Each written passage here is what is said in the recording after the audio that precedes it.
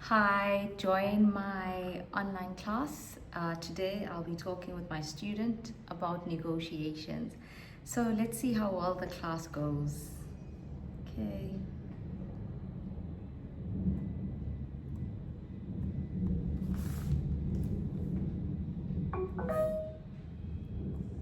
Hi, good Hi, evening. Hi, how are hello. you? How are you? I'm good, thank you. And you? I'm good. Yeah, Thanks. how was your day? It's good. Like all day. Yeah, it's good. Okay, great. So today we're going to continue from where we stopped the last time. So we were talking about negotiations. Do you remember any vocabulary from our last class? Yeah, of course. Mm-hmm. Uh, I have a lot of work. We have to bargain, To bargain, yeah? alternative. Mm-hmm. Uh, to bargain, that's mean to negotiate, Yeah.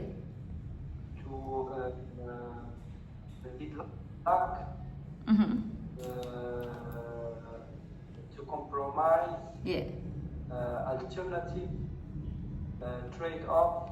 Okay, can you explain to me what compromise means? What does compromise mean? The, to compromise means to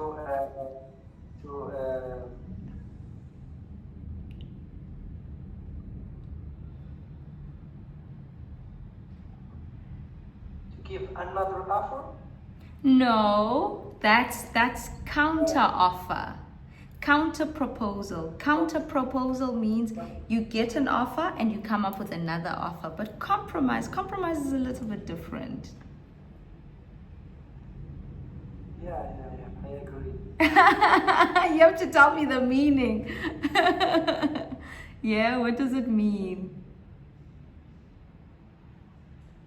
I think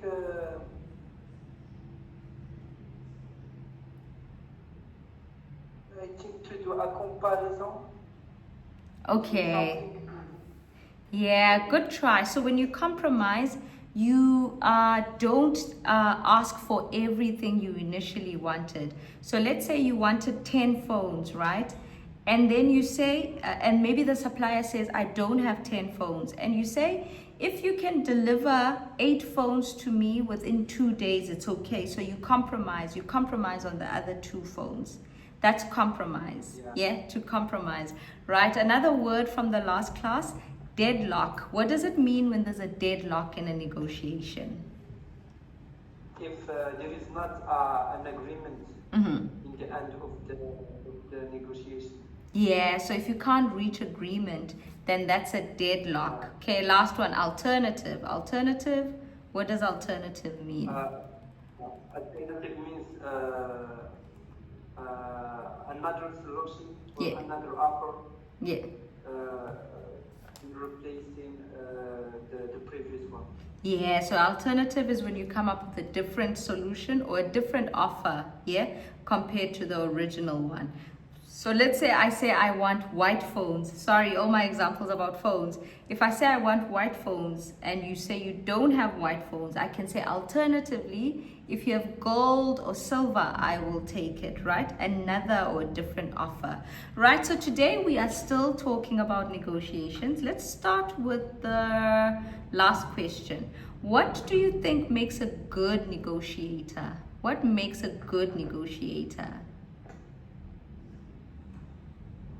I think to be a good negotiator, you should to have a good body language, Mm-hmm. a good communication skill, Yeah. and a good understanding of the subject of the negotiation. Yeah, so good body language, you say, good communication skills, and then you must do a lot of research. So, fully understand the subject that you're negotiating about. Yeah, very good points. Next one, what are the most difficult things to negotiate? What do you think are difficult things to negotiate? I think maybe the most difficult thing is the budget. Budget. And the time. Yeah. Yeah. Okay, why those two things? Why those two things? Budget and time, why those two things? I think these two things are the most important problem Yeah. in all negotiation meetings. Yeah, okay, so you think they are the biggest, not the most important problem, but they are the biggest problems in all types of negotiations. Yeah?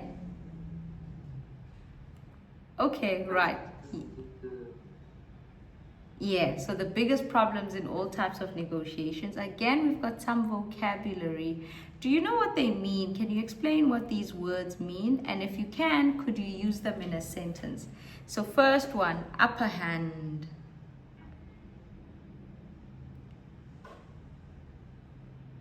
Okay, upper hand.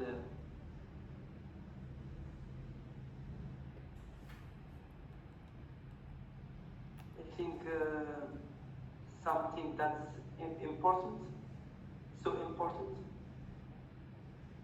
No.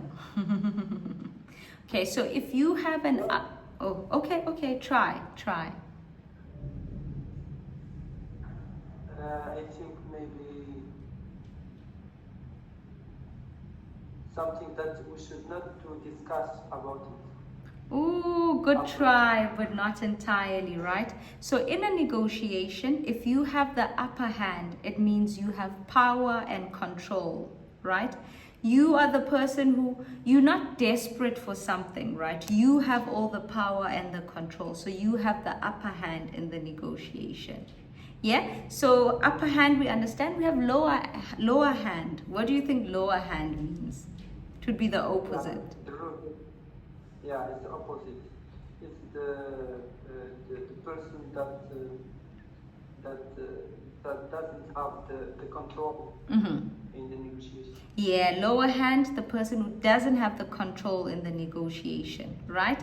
What is a win-lose situation? What is a win-lose situation? I think if the both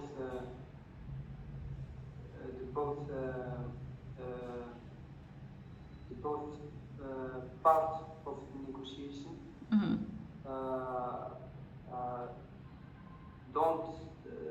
don't win or lose. Win-lose. Win-lose means one party wins and the other party doesn't win. Win-lose. So in a negotiation, you want to have a win-win situation. What is a win-win situation? Yes, it means that the two parts of the negotiation meeting win. Yeah. So if you're negotiating for anything, you want to benefit, but the other person should also benefit. So that's a win-win situation. Okay, brainstorming. What's a brainstorm? Brainstorming is a method to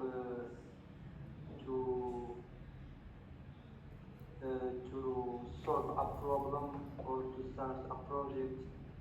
Its principle is to collect all the idea about a subject and to choose the important one. Yeah, perfect. Yeah, so the main idea is if you're a group of people, you come up with different ideas, right? And from that, you'll be able to see or choose the most important one. Pressure. What does pressure mean? Pressure means a stress in negotiation. Yeah. A stress on one of the participants of the negotiation meeting. Yeah, and then transition cost. Oh.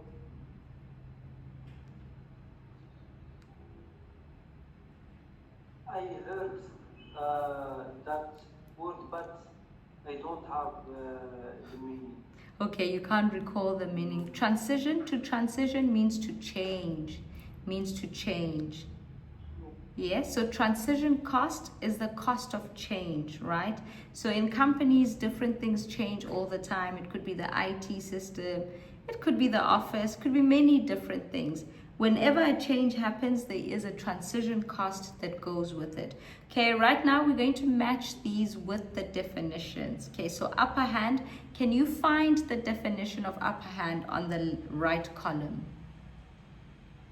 Yeah, the solution is the first one, position of being in control or having the advantage. Yeah, upper hand, position of being in control or having the advantage, right? Brainstorm. Let's find the definition of brainstorm. Okay, the answer is a group discussion to produce new ideas. Yeah, a group discussion to produce new ideas, brainstorming. Lower hand. And the answer is a position of not being in control, Perf- having the disadvantage. Yeah, perfect, right. Win, lose.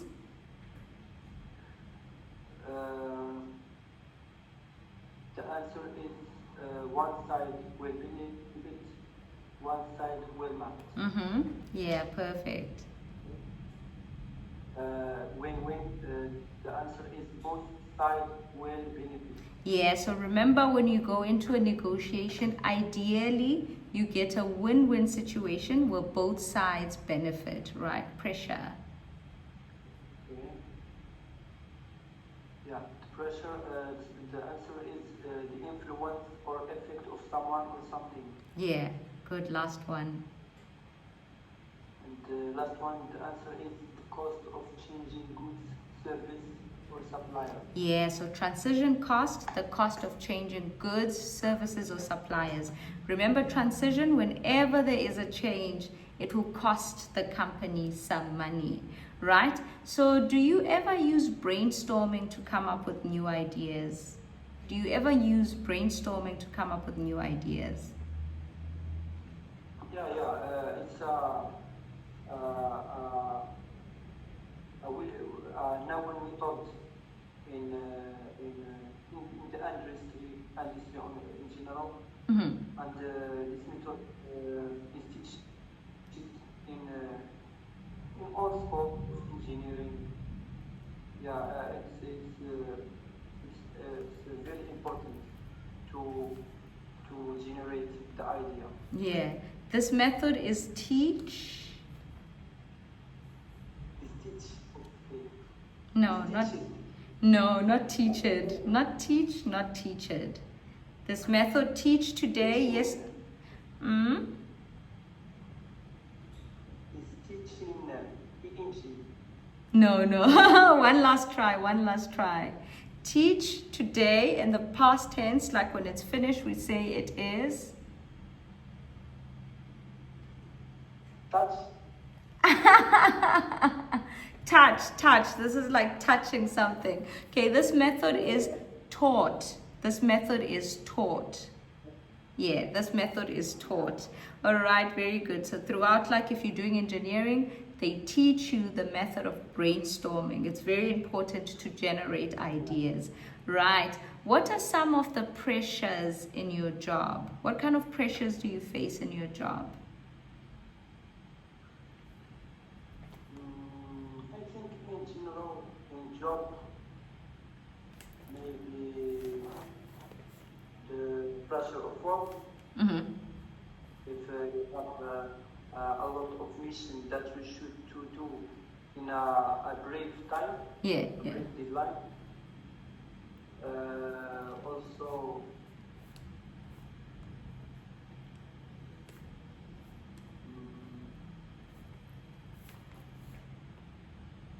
I think that's it. Yeah, okay, not missions. Not missions. Not missions. I can't find the word. Okay. Objective. No. No. When you have a lot of projects, Project. yeah. If you have a lot of projects to do, yeah, then that causes pressure within the work environment. All right. What kind of products or services have a high transition cost? What kind of products or services have a high transition cost? I think it depends of the quantity of the product or services. But I think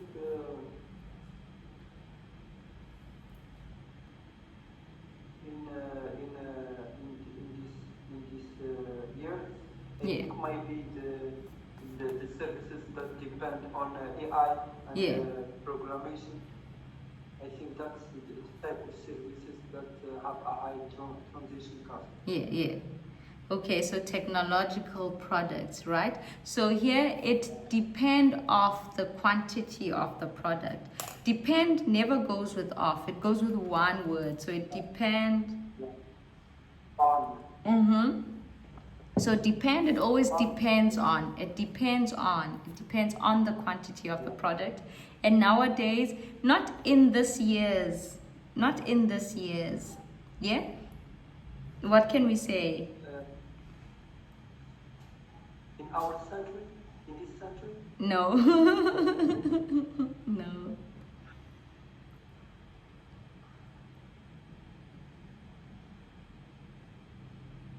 But I don't know. Okay, so you could say in recent years, any product that has to do with AI or computer programming related has a high transition cost. Okay, in recent years or recently or lately, anything that has to do with AI will have a high transition cost. So we talked about upper hand. Remember, upper hand is anyone that has the power or the control of the negotiation, right? In a negotiation, what strategies can a negotiator use to gain the upper hand without alienating the other party? So in a negotiation, what strategies can a negotiator use to gain the upper hand? Okay. I think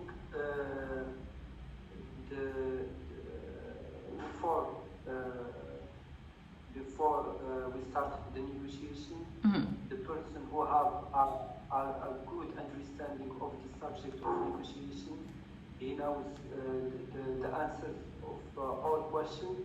He can have the upper hand. Yeah. You know all the details. You can win in the negotiation. Yeah, so you're saying if someone has done enough research, right, and they know full information about the negotiation, that will give them the upper hand, right? And then the lower hand, remember, is the person who doesn't have the power in the negotiation. When a negotiator finds themselves at a disadvantage or with the lower hand, what approach can they take to level the playing field? So if you go into a negotiation and you realize, oh, I have the lower hand, right? What approach can you take so that you can equal the playing field, so that things can be equal between party A and party B?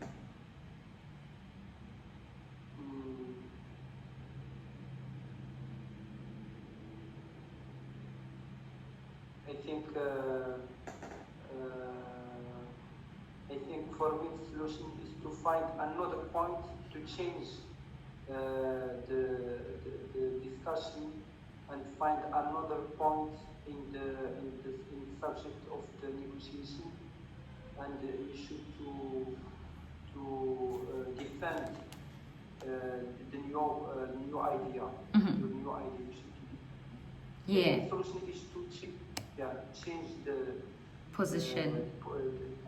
The position. Yeah, and then be able to defend your position, right? So don't focus on the main thing if you don't have the upper hand. Introduce something new, and you should be able to defend your position on it. All right, win-win situation. Remember, ideally in a negotiation, you get a win-win situation. How can negotiators ensure a win-win outcome in negotiations? where both parties have conflicting interests. So what can negotiators do to ensure that out of the negotiation you get a win-win situation?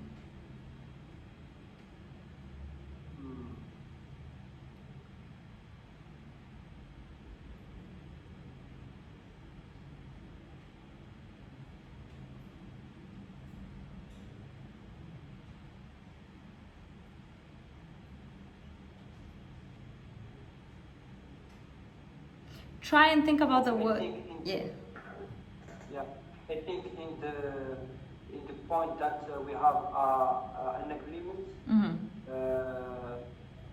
So we should separate our point that we have an agreement and the other that create a confliction between us. For the other, we can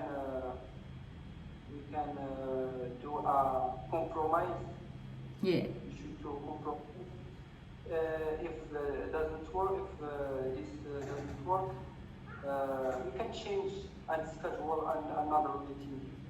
Yeah, good, right. So you should be willing to compromise. Yeah, you should be willing to compromise if possible. Think of alternative options. Yeah, and if for some reason you reach a deadlock, be willing to reschedule the meeting until you get to a point where you and the other party are comfortable with your negotiation. Okay, last one, win-lose. In a win-lose negotiation, one party gains while the other loses. What are the risks of this approach in a long-term business relationship? So in a long-term business relationship, if there's a win-lose situation, is it good for a long-term business relationship or bad?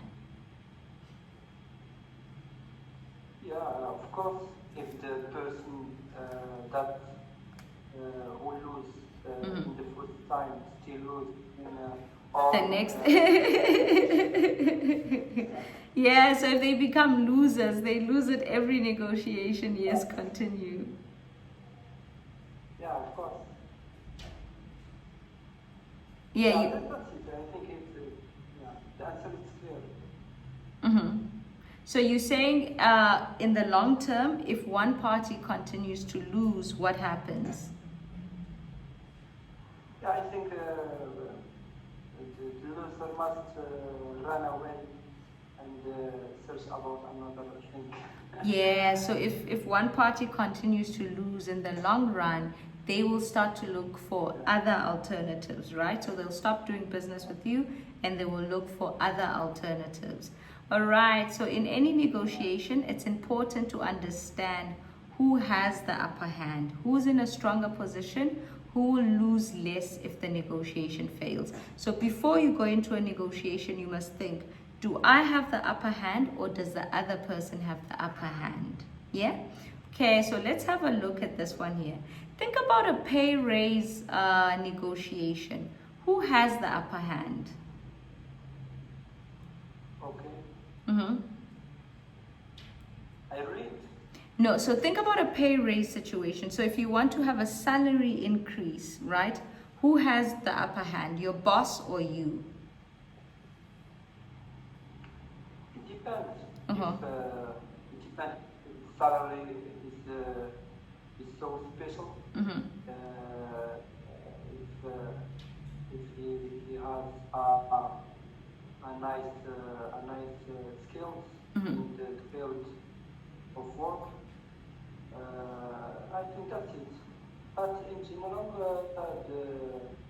the other parts have the upper hand. Yeah, the company. You say in general, the company will have the upper hand, right? So when negotiating a salary increase here, it says, of course, my boss has the upper hand. He decides whether or not I have a job, right? But perhaps, as you said, it depends on different situations. Here in this case, if you are a good worker and you are in high demand, right? And maybe your company has spent a lot of money training you and it will be difficult for them to find someone new, you have the upper hand, right? So it depends on the situation. Okay, good. Think about this situation. Who has the upper hand and why? You are negotiating with a dealership over the price of a car. So you are negotiating with a car dealership over the price of the car. Who has the upper hand, you or the dealership? I don't think that the price of a car is something it's something we can negotiate if the mark of the car is well known. But if in general it depends. Mm-hmm. Depends if for example, the car is used Yeah. before. Maybe we can do a negotiation. But I think in general the buyer have can have the upper hand. Yeah, the buyer has the upper hand, right? Why? Because you have other choices. You don't have to buy your car from this dealership. You can go to other dealerships to get the car. So the buyer has the upper hand. Yeah? So if you have the upper hand, what do you negotiate? People will negotiate price. There is a little bit of room to negotiate, not fully, right? So people can negotiate the price. Yeah? And what kind of things will the salesman offer? So if you're doing a negotiation for a car, what things can the salesperson offer so that you don't go to another dealership?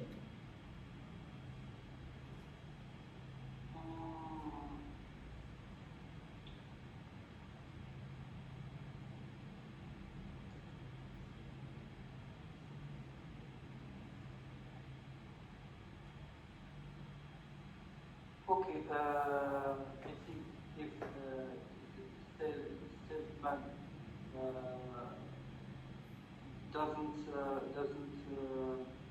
will not negotiate about the price. He can offer or give some extra of the car, Yeah. some things, some things. I think that's it. Yeah. Or So, that's it. yeah, so the salesperson can offer different things like warranty, right? How many years warranty you have on your car. Extra features. So in most countries when you buy a car, if you wanted to have sunroof or if you wanted to have different features, you have to pay extra for it. So they can give you maybe 1 or 2 extra features, yeah? After sales service. So after you've bought the car, what kind of services will you receive from the dealership? And then of course, color options, yeah? Okay, so there are many different things that they can offer you, right? Why? Because they have the lower hand. Right? What if I have the upper hand? You have more control over the negotiation outcome. You can drive a harder bargain on price.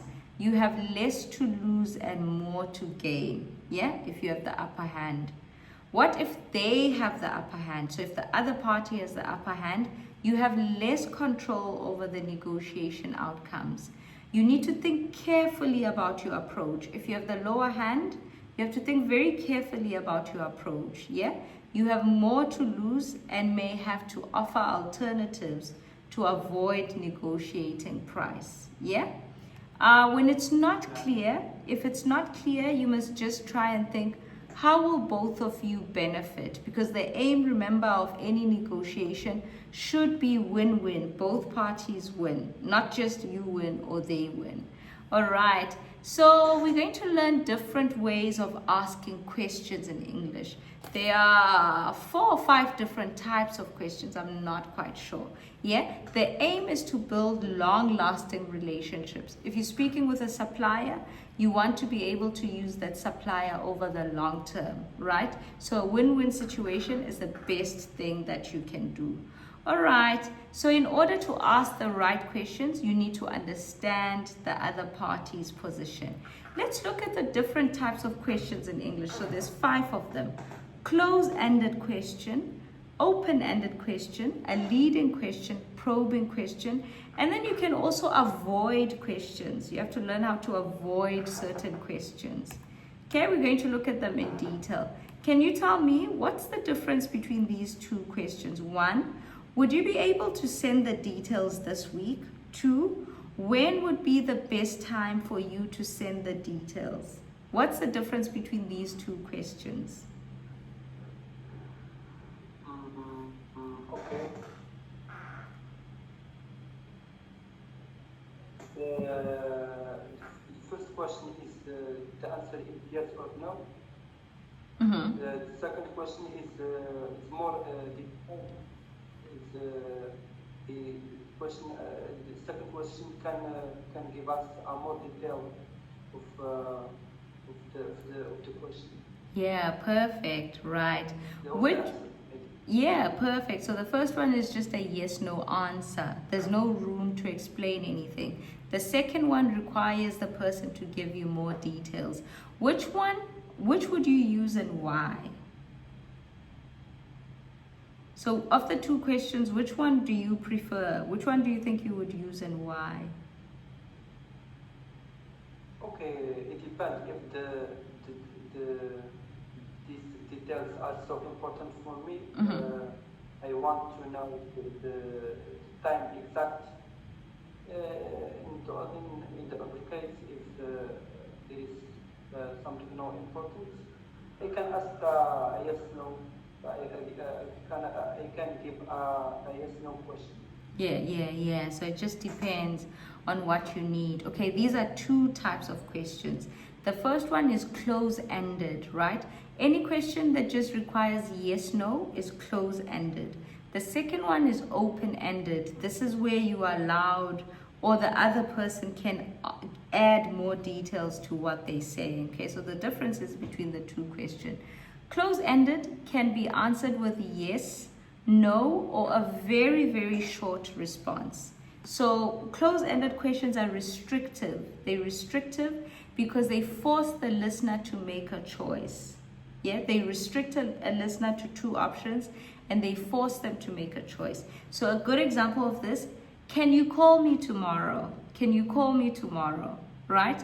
Yes, no, I'm restricting you to an answer. Could you improve on the delivery dates? Yeah. Is the price too high for you? Are you able to increase the quantity? Again, yes, no. Open-ended questions, remember, cannot be answered with yes or no. They require a longer response.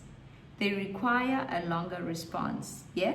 They allow the listener to share more and offer more views. So for example, when would be a good time to talk? When would be a good time to talk? What are your thoughts on the delivery date? How do you feel about the price? What do you think about the increase? What do you think about increasing the quantity? All right, let's look at this situation together.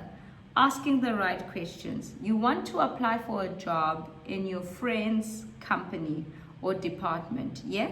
You meet with them for an informal chat. So let's say I work for Mercedes-Benz. You want to apply for a job at Mercedes-Benz.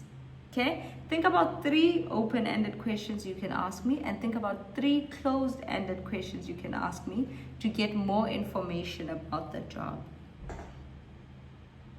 Okay.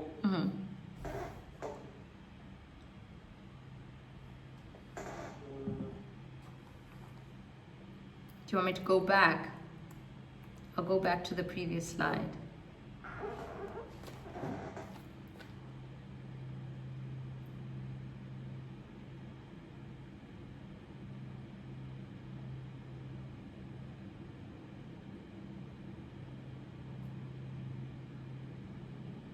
Okay, I start with the open-ended question.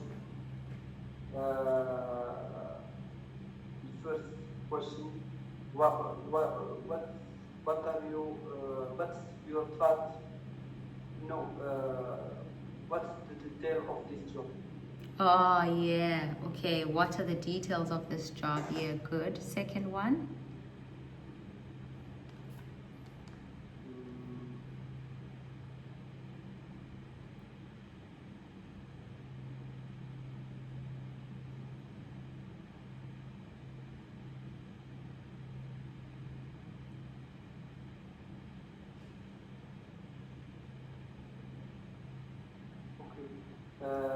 How many hours I should work in a day. Yeah, okay. How many hours should I work in a day? Okay, Okay. okay.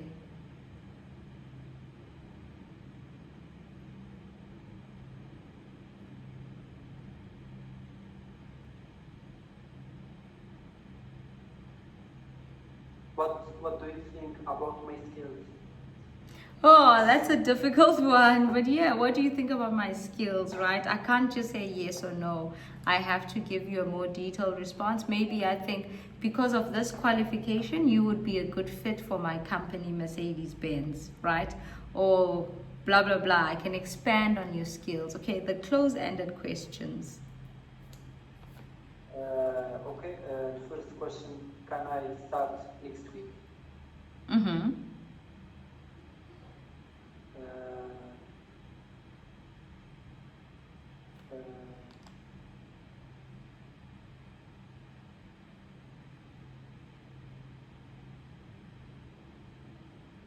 can I have extra salary? Okay, yeah. So can I get a salary increase? Can I get a salary increase? Yeah, right. Last one. Yeah. Mm,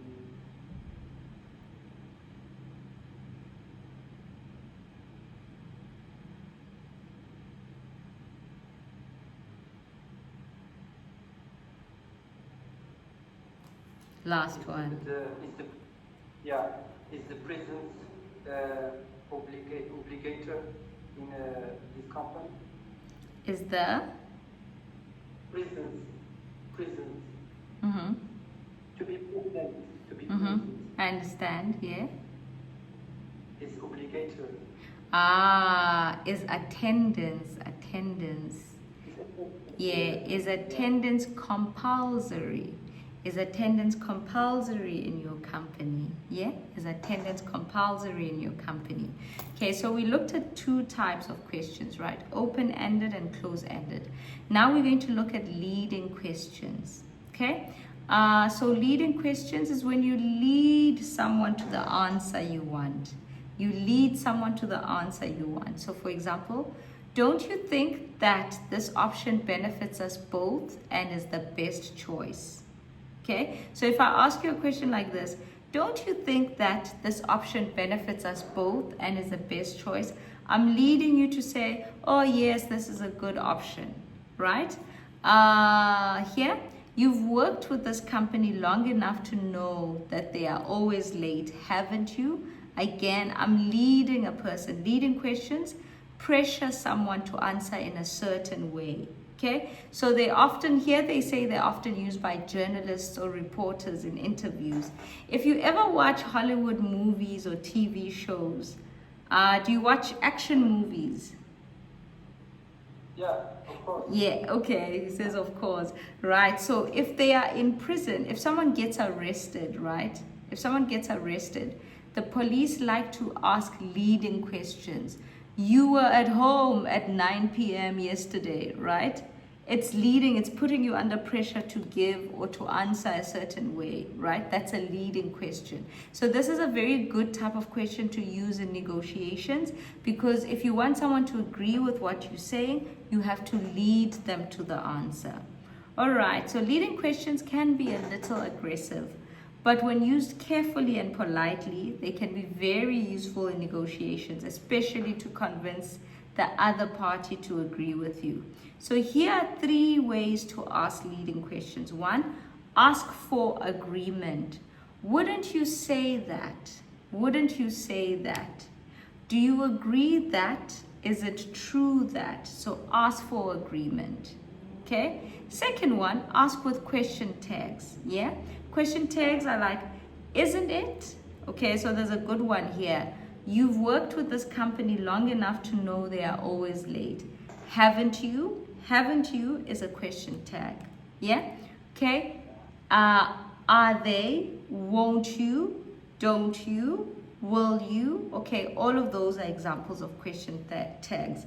And then the last one, opinion. You give your opinion and then you ask a question.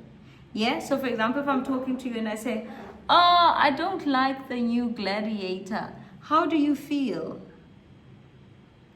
Yeah. It's a living question. Yeah, so if I'm like, oh, I don't like the new Gladiator movie, how do you feel? A lot of people will be pressured to agree with what I'm saying. So you could say, oh, I also don't like it for whatever reason, yeah? How do you feel about, I feel blah, blah, blah, okay? Or you can say, this is difficult. What's your opinion, right? If I say something is difficult, what's your opinion? I'm leading you to also agree with me that what you're talking about is difficult, okay? Right, next one. Let's look at this situation together. Okay, read the situation for me. Okay. The situation. Your colleague suggests,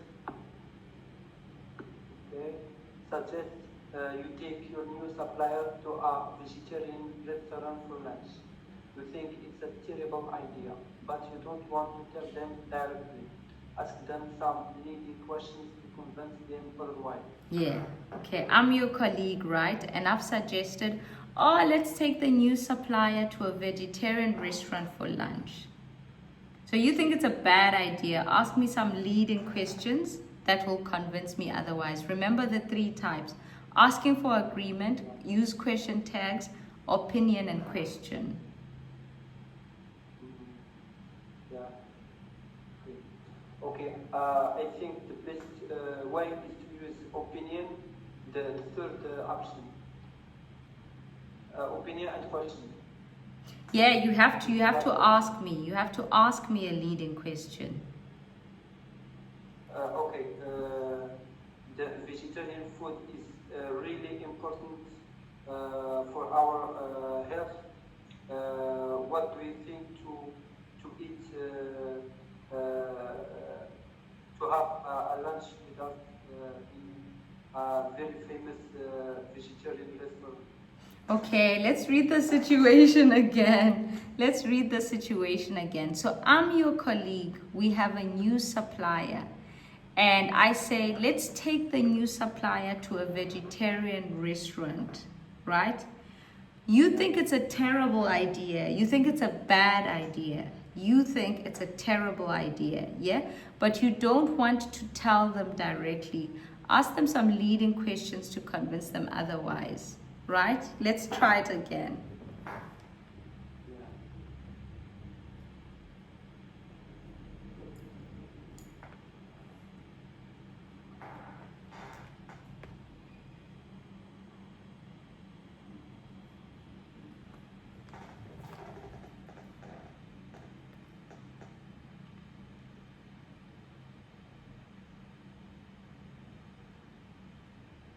Okay, I think we can use a simple question.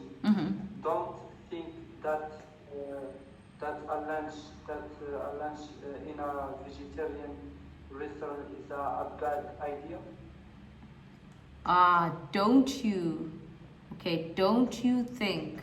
Don't you think? Okay, is that what you're asking? Don't you think that a lunch in a vegetarian restaurant is a bad idea? Yeah. Okay, yeah, that's one way, right? Do you want to think of another one? Okay. So I think maybe I'll try this one. Do you agree that not everyone is a vegetarian? Do you agree that not everyone is a vegetarian? So for example, it's not a good idea to go to a vegetarian restaurant because we don't know if our supplier is a vegetarian or not. So you want more options. Yeah? Wouldn't it be better if we had many different types of options? Don't you think? Okay, so different types of questions you can ask. Okay, so leading questions. All right, we're going to look at more types of questions. Probing questions. Probing questions. Yeah, so when you're probing, you are asking and you want to get more details. Yeah, could you explain your reason for the current situation? Okay, you probing because you want the person to give you detailed answers. Yeah, would We'd like to understand why. Can you tell us more about it? Probing. Okay? So if you're probing, questions help us to understand the other party's position and to get an idea of the pressures that they are facing. So when you're probing, you're trying to understand why someone made a decision. Okay? So you probe them. Probing questions are usually open-ended and they pressure the listener to give more details. Okay? They pressure the listener to give more details. For example, could you explain? I'd like to understand why. Can you tell us more about blah, blah, blah, blah? Would you tell us the reason? Please help us to understand. What sort of impact do you think? Okay, so could you explain? You want the person to give more detail and you're putting them under pressure. Okay, right. So let's look at the situation together and then you will have to think of the probing questions. Let's look at the situation together and then you'll have to think of the probing questions. Yeah. Okay, here's the situation.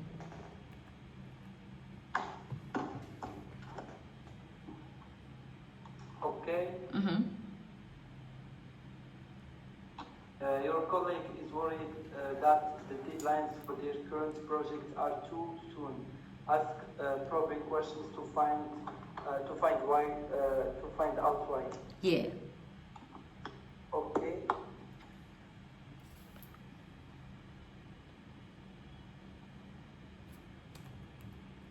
Okay. I can give you a simple one. Can you tell us more about the details of the current project? Okay, yeah, good. Can you tell us more about the details of the current project? Yeah, on here we also have, please help me to understand more about why. Okay, good. And then the last one, this isn't exactly a question, but if you're doing a negotiation, you also need to be able to avoid a question. If you ask something that you're not willing to answer, you have to be able to avoid answering it. So for example, do you think you could improve on the price a little? Okay, the answer, good question. Have I answered the question? Have I answered the question? Yes, so the question is, do you think you could improve on the price a little? The answer, the person answers and says, good question. Have they answered the question? No. No. Okay, so in a negotiation, it's important to learn how to avoid questions. Okay, avoiding questions is another important skill for negotiations. What if you are asked something that you just can't answer? Yeah. What if you don't want to make a promise you can't keep? Okay, so you have to learn ways to avoid questions. There are a few different ways we can avoid questions.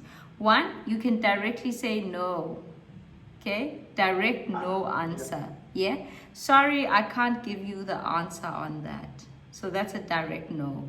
Time buying response. What do you think is a time buying response? So a direct no is... Yeah. I think to be silent. That's one way, but what's another thing you can say? What can you say to buy time? Okay, I think to give the answer, but not in the same time. To take a time before you give an answer. Okay, so for example, what would you say? For example, what would you say? For example, I can answer your question, but you should